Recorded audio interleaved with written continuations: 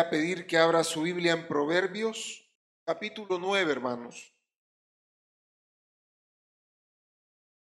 Proverbios capítulo 9, versículo 13 en adelante. Lo tiene, ponemos en pie Proverbios capítulo 9, versículo 13 en adelante. Que tiene a la par, no tiene Biblia, comparta por favor. Leemos esta porción de la palabra juntos. Dice, la mujer insensata es alborotadora, es simple e ignorante. Se sienta en una silla a la puerta de su casa, en los lugares altos de la ciudad, para llamar a los que pasan por el camino, que van por sus caminos derechos. Dice a cualquier simple, ven acá. A los faltos de cordura dijo, las aguas hurtadas son dulces y el pan comido en oculto es sabroso. Y no saben que allí están los muertos, que sus convidados están en lo profundo del Señor. Señor, en esta noche te pido que nos ayudes, Padre, en el nombre de Jesús, a estudiar esta porción de tu palabra, mi Dios, tu sabiduría. Señor, en el nombre de Jesús, ayúdanos a entender cuál es el mensaje que hay en tu palabra para nosotros esta noche. Amén y amén.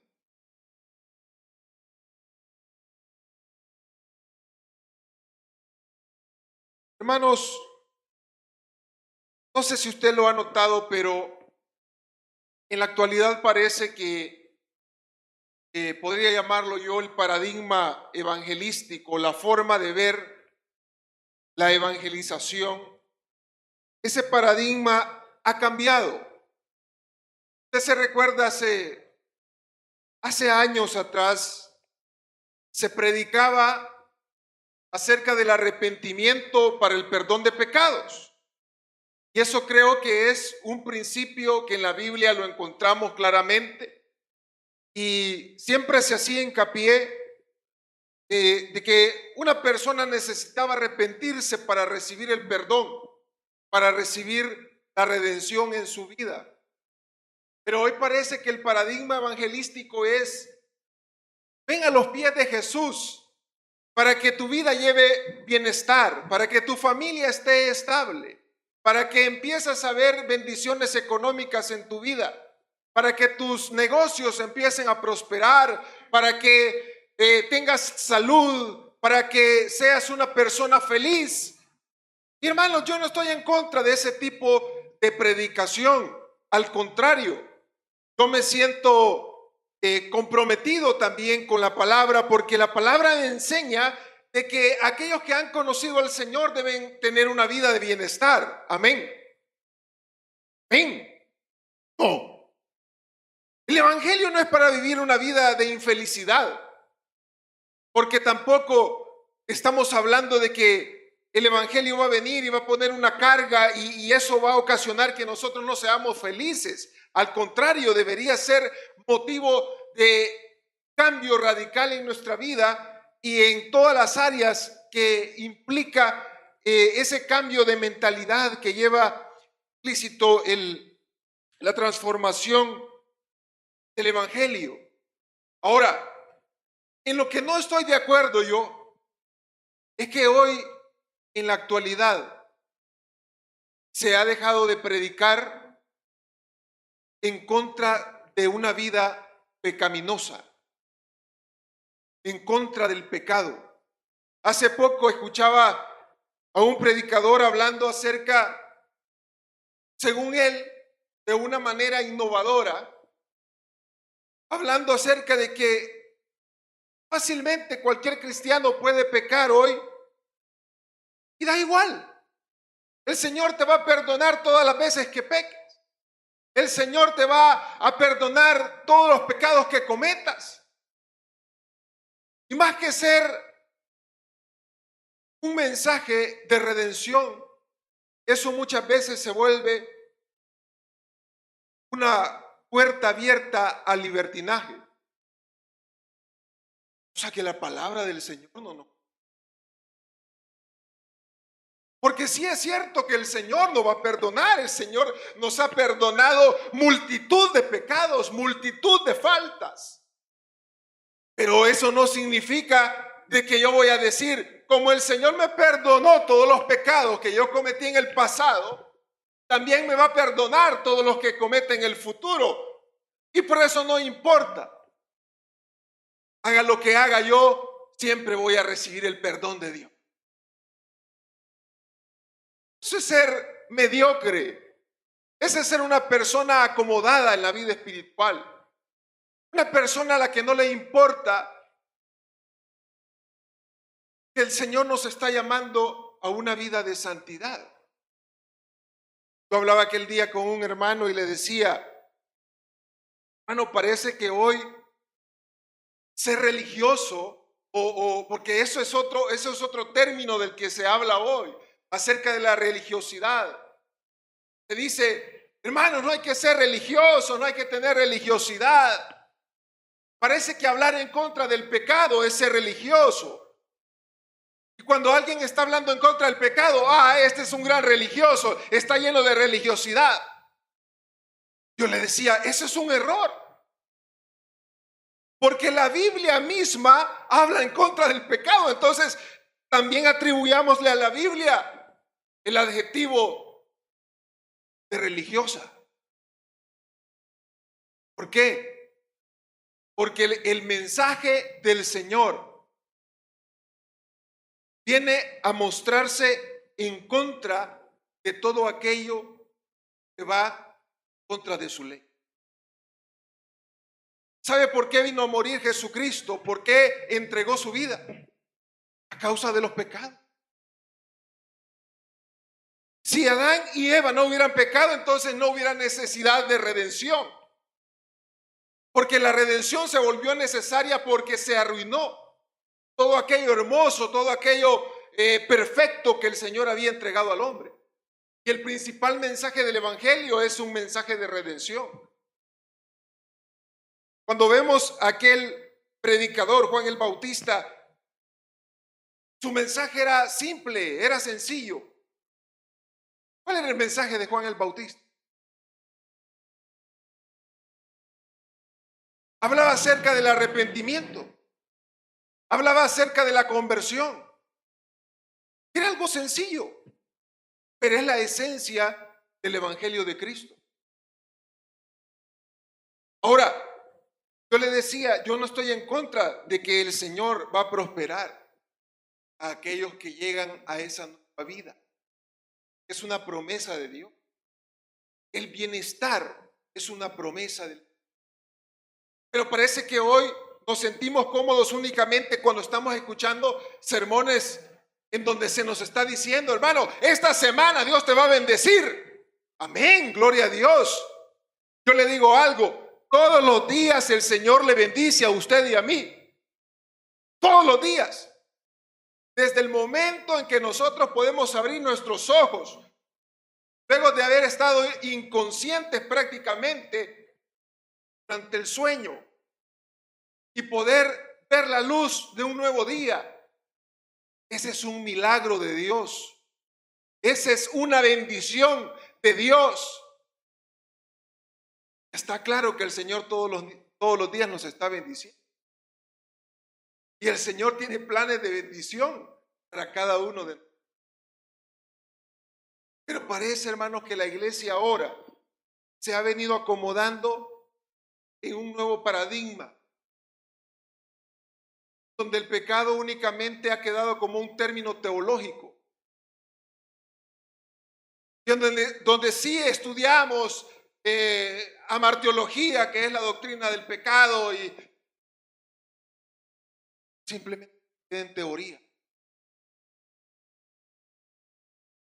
El pecado únicamente se ha vuelto un término.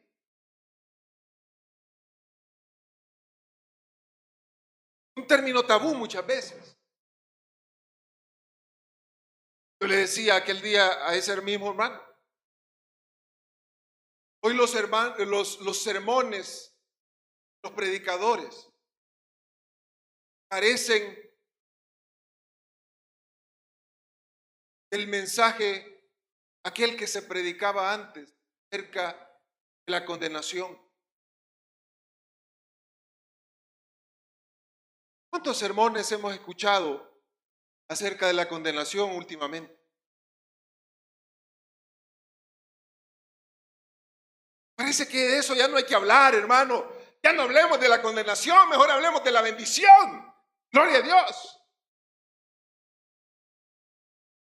Ya no hay que hablar, porque el que habla de la condenación es un religioso.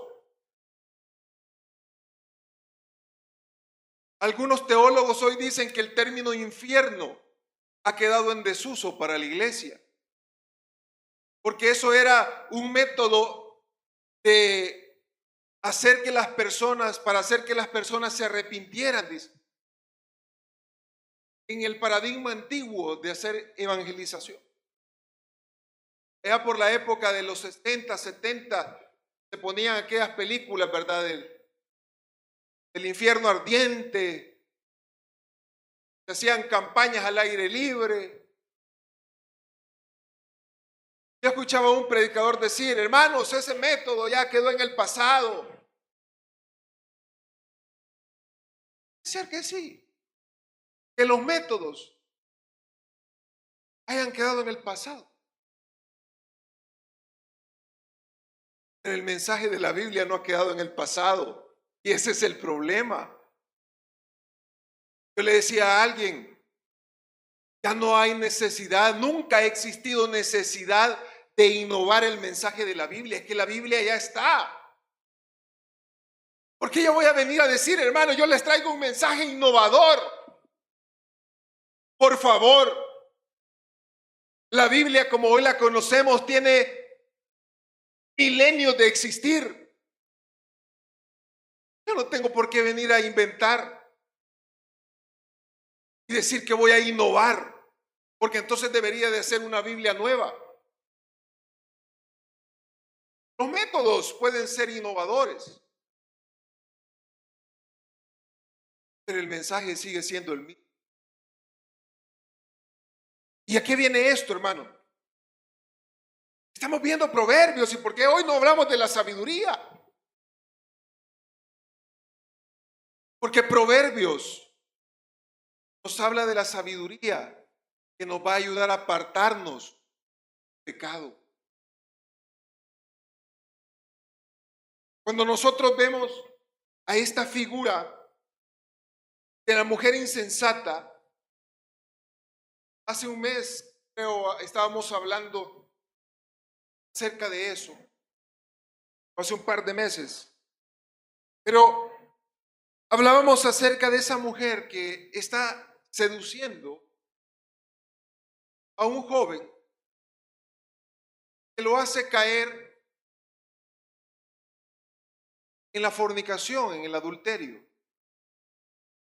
Pero esa figura de la mujer insensata, alborotadora, aparece en múltiples ocasiones en el libro de Proverbios. Y se vuelve quizá una metáfora que está representando al pecado, a las tentaciones, a todo aquello que nos seduce, a todo aquello que nos está llamando para alejarnos de Dios. Y en esta ocasión leíamos este pasaje en Proverbios capítulo 9, versículo 13, acerca de que dice que la mujer insensata, dice, es alborotadora, es simple, ignorante. La versión de traducción en lenguaje actual hace algo bien interesante. No menciona a la mujer, sino que menciona la ignorancia. Cambia radicalmente esa figura de la mujer y pone la figura de la ignorancia, como aquello que está seduciendo al humano. Pero si tomamos Reina Valera, habla acerca de la mujer insensata. Y se convierte entonces en una metáfora acerca de todo aquello que nos está seduciendo, de todo aquello que nos está tentando, de todo aquello que está provocando en nosotros una desviación. Vea lo que dice en el versículo 14, dice, se sienta en una silla a la puerta de su casa, lugares altos de la ciudad, para llamar a los que pasan por el camino, que van por sus caminos derechos. Dice a cualquier simple, ven acá. A los faltos de cordura dijo, las aguas untadas son dulces y el pan comido oculto es sabroso. Uno de los términos etimológicos del pecado griego es amartía. En el hebreo es hatá. Ambos significan errar. Pero en el caso del griego, amartía, se trataba de cuando una persona tomaba el arco, lanzaba una flecha y no daba en el blanco. Entonces eso era amartía, era errar. Luego ese término se usó en el Evangelio para referirse al pecado. Entonces, de igual forma en el hebreo, el término hatá tiene que ver con errar. Cuando hablamos del pecado estamos hablando de un error. Desde el principio nosotros vemos a los primeros humanos errando en su objetivo, equivocándose en su propósito. El Señor no había colocado a Adán y a Eva en el huerto del Edén para luego echarlos. El Señor no los había creado para que luego vivieran en miserias, para que murieran, no. Hermanos, las miserias del ser humano, todas son fruto del pecado. Nosotros vemos las guerras. Las guerras son el fruto del pecado. El fruto de la avaricia, el fruto del odio, el fruto del rencor, de la codicia. Las guerras son fruto del pecado. Las injusticias son fruto del pecado. Las enfermedades son fruto del pecado. Hoy en día está el famoso término cambio climático. Cambio climático, fruto del pecado también. La pobreza es fruto del pecado.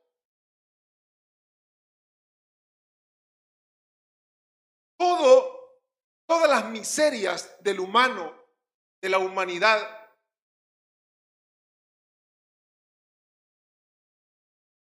¿por qué razón? Porque constantemente hemos fallado en el propósito que Dios tiene para nosotros. Y por eso es que cuando Jesús se encarna, la Biblia le nombra como el segundo Adán.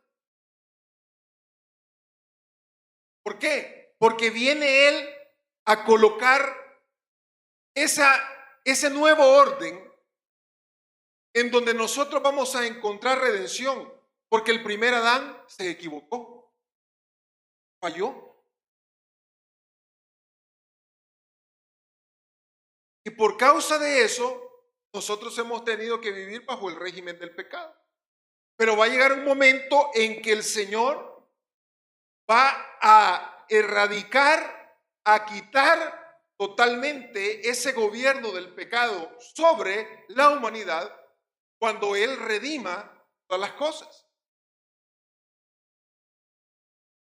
Mientras tanto, el pecado va a seguir. El lunes hablábamos con unos amigos acerca de cómo está la depravación.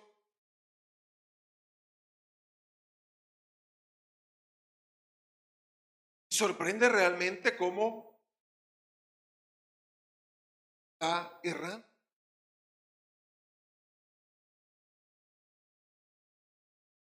La iglesia, hermanos, está llamada a predicar en contra del pecado, no en contra del pecador. Y a veces ese es el problema, que nos vestimos de jueces y decimos, están condenados en el infierno. Estamos llamados a predicar en contra del pecado. Somos un instrumento de Dios para combatir el pecado. A los pecadores. Porque nosotros hemos sido pecadores. Somos pecadores todos. Pecadores arrepentidos. Estamos con la ayuda de Dios luchando. Hemos recibido una nueva naturaleza. Eso no significa de que ya vencimos y ya estamos limpios de pecado y nosotros no somos parte de este sistema de mundanalidad. No. Jesús mismo oraba al Padre diciéndoles, Padre, Dios están acá.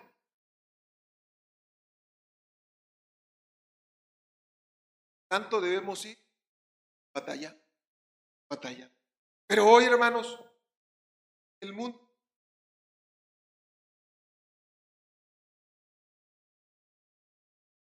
hoy está en boga el tema de la homosexualidad. Y es posible que dentro de un par de años, unas décadas, hablar en contra de la homosexualidad desde un púlpito sea una razón para que los pastores vayan presos. No se vaya a sorprender, que no nos vaya a sorprender si eso ocurre, porque en algunos países del mundo ya está ocurriendo. Lo van a tildar, perdón, se me salió lo puertorriqueño. Lo van a tildar de homofóbico, troglodita, cavernícola, animal, bestia.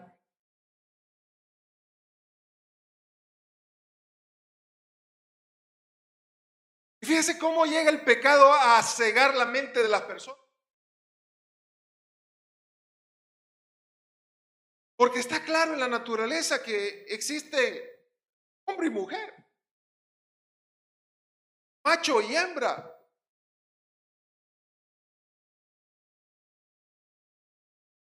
Pero no, el pecado nos conduce a creer de que ese plan de Dios no es perfecto. Lo perfecto está en la depravación, ir en contra de la naturaleza, contra de las leyes naturales. Porque al hombre siempre le ha gustado ir en contra de la ley. Así es el humano, así somos, nos gusta ir en contra de la ley. Desde pequeños a un niño usted le dice, no camines por ahí, ahí se va a ir. No toques eso va a tocar. Porque esa es nuestra naturaleza, una naturaleza de rebelión, de estar en contra de lo correcto. Por eso es que existe la fuerza policial, los ejércitos, la fuerza bruta. Porque yo le apuesto que si en el mundo no existiera la fuerza bélica, era un desorden. Y aquí se pone orden a puro golpe. Porque nosotros llegamos a un punto a veces de ser tan irracionales, de que aquellas cosas que se suponen están escritas en la ley para generar orden, no las queremos acatar. Aunque sepamos que estamos en... Entonces, ¿qué es lo que sucede? Esta figura de la mujer representa eso, esa seducción. La iglesia parece que hoy está dormida. Estamos siguiendo los paradigmas del mundo. Nos sentimos cómodos de esa forma. No se vaya a sorprender cuando de repente pase un predicador con gritos, exhibiendo sus tatuajes. Sorprender.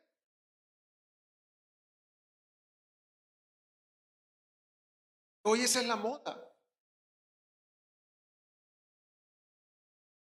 El que dice, ah, no estás equivocado, ah, sos un religioso. Porque el mundo está enseñando. El mundo nos está diciendo qué hacer. Nosotros obedientemente lo hacemos. La mujer insensata dice que los llama. Dice, ¿qué les dice en el versículo 17? Las aguas hurtadas son dulces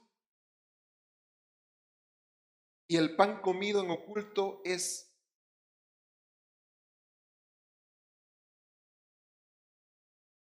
Y alguien decía, es que el pecado es rico.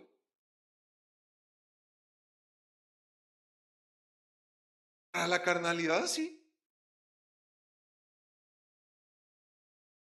Cada que usted siente rica una gaseosa bien helada. ¿Sí, verdad?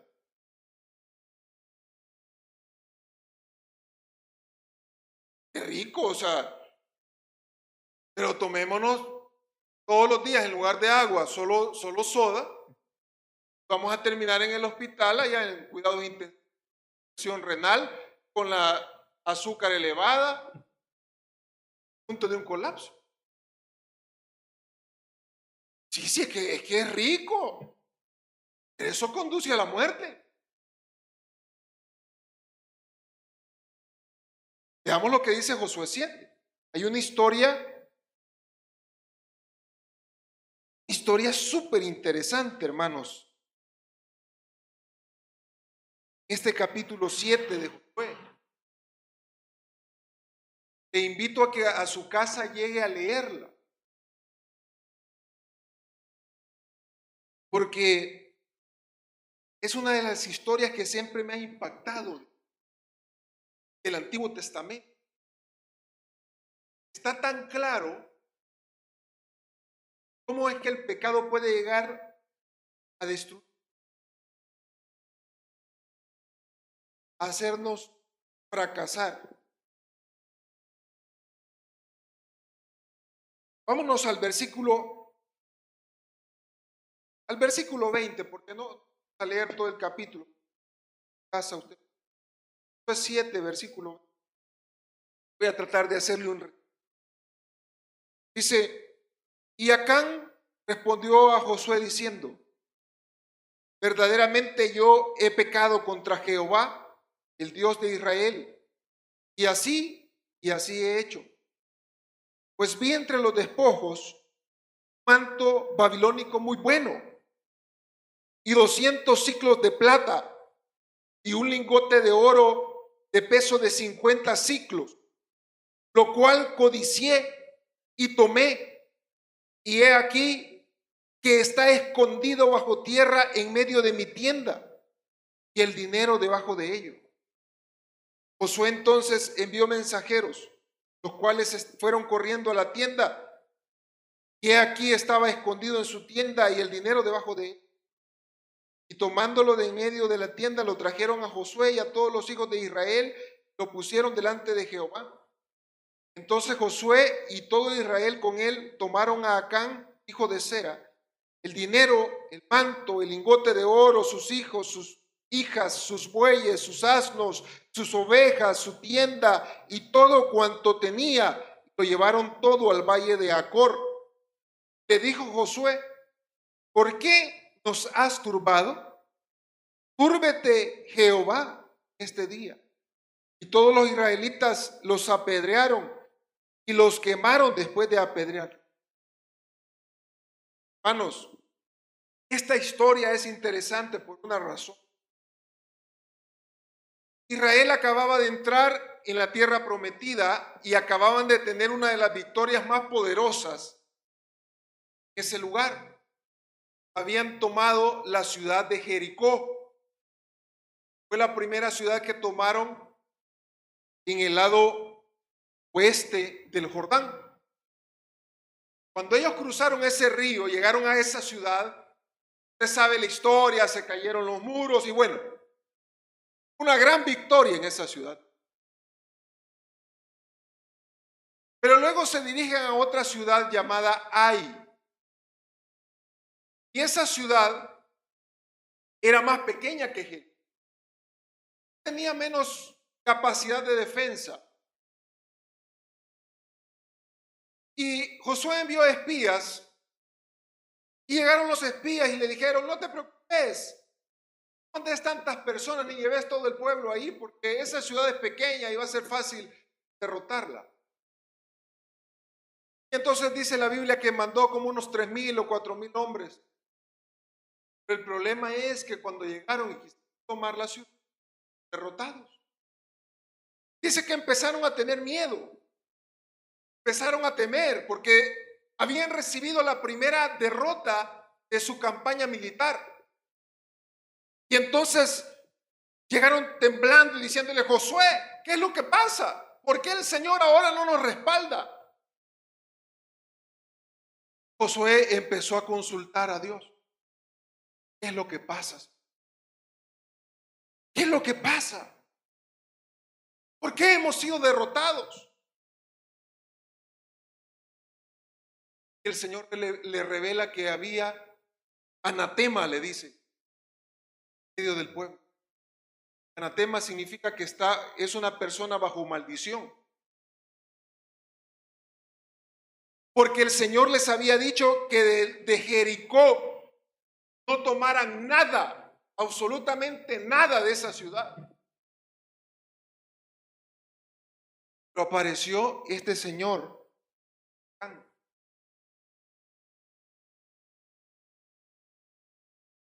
de manera escondida, se llevó estas cosas. Mire, es que si usted se encuentra $100,000 en la calle, no va a pensar dos veces en agarrarlo.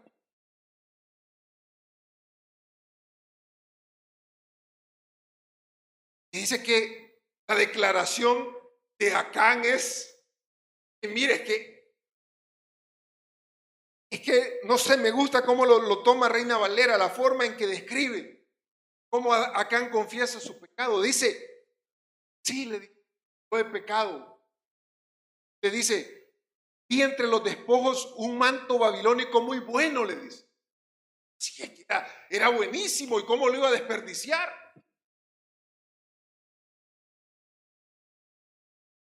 Hermanos, no estamos pensando en la manta de las tortillas. Estamos hablando de una pieza textil carísima.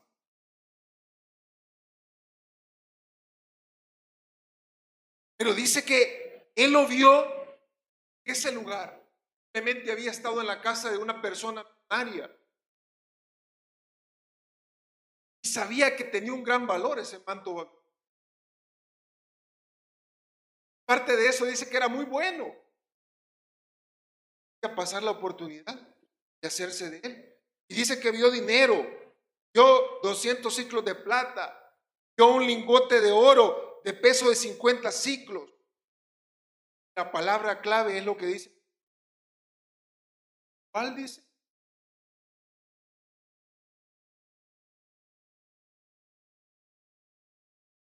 ¿Qué le dice la mujer sensata a los que pasan, que van en su camino, pero ella los seduce?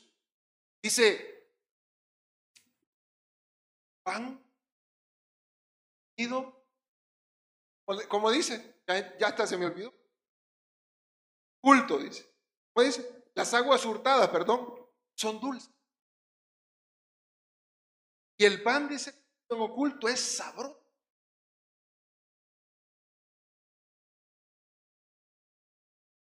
No se va a presentar de diablo. A veces eso andamos pensando. Reprenda al diablo.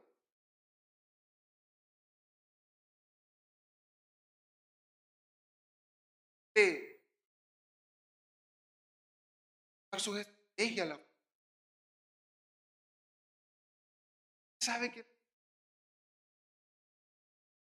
dada a la codicia, a la avaricia, a la idolatría, a los deseos sexuales, odio.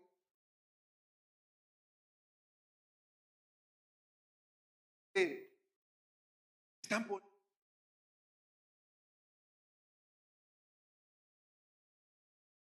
Y Acán dice, yo los vi tirados.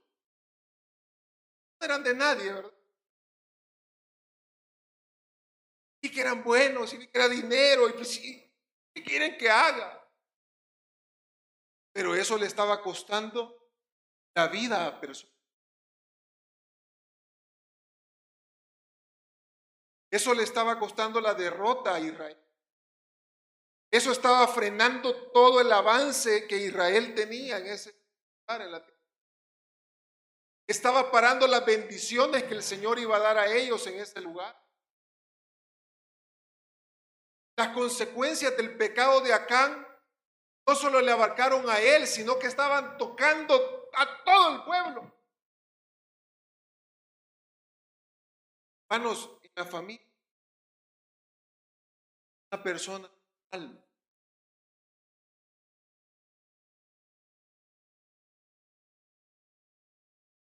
cuando una persona camina, el padre de familia, la madre de familia,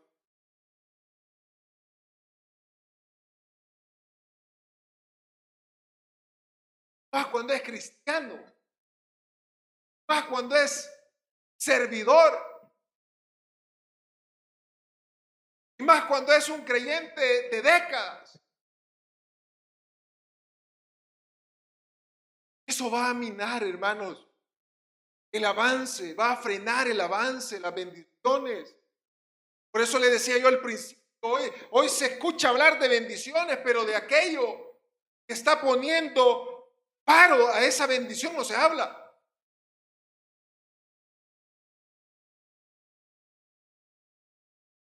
En aquella famosa, el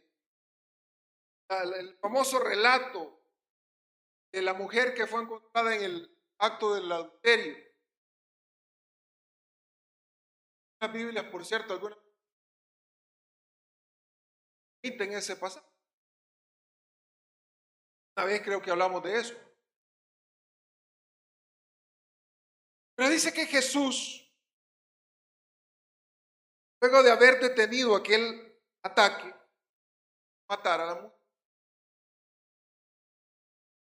le dice unas palabras, una frase, porque el mensaje de Jesús está punto.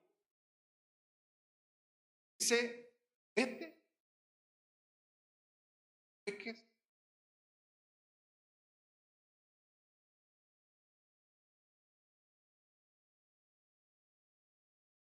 Jesús la salvó de que muriera.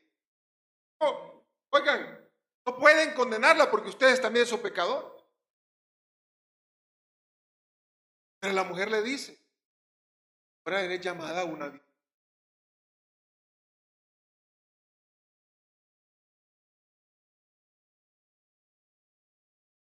El amor de Dios es perfecto. Mire, nosotros como cristianos, si es que andamos,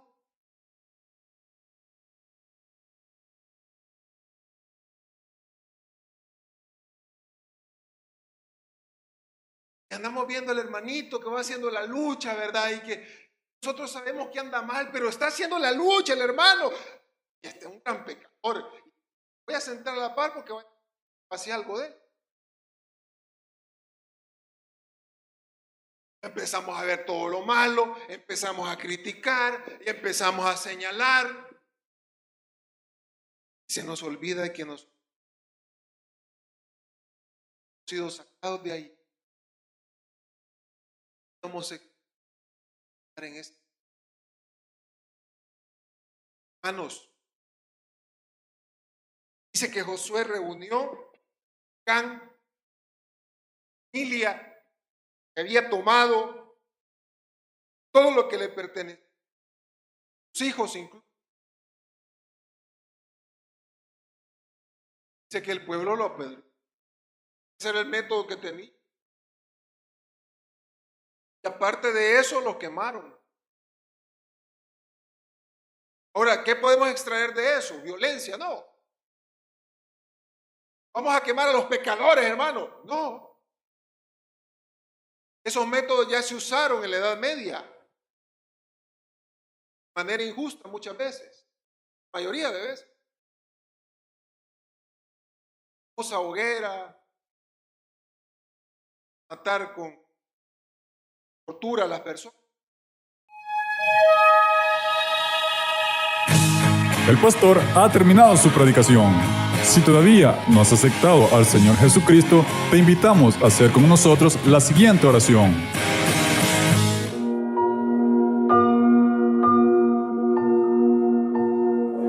Dios mío, reconozco que soy pecador y me arrepiento de todos mis pecados.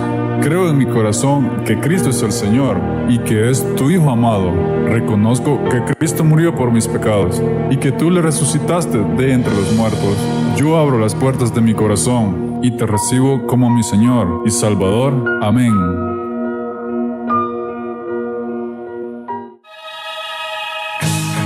Si has hecho esta oración y has creído en tu corazón, tu nombre ya ha sido inscrito en el libro de la vida y hay gran gozo en el cielo. ¿Qué hacer ahora? Acércate a la iglesia cristiana que esté más cerca de ti. Lee la Biblia y pídele al Espíritu Santo que te dé entendimiento para discernir su palabra.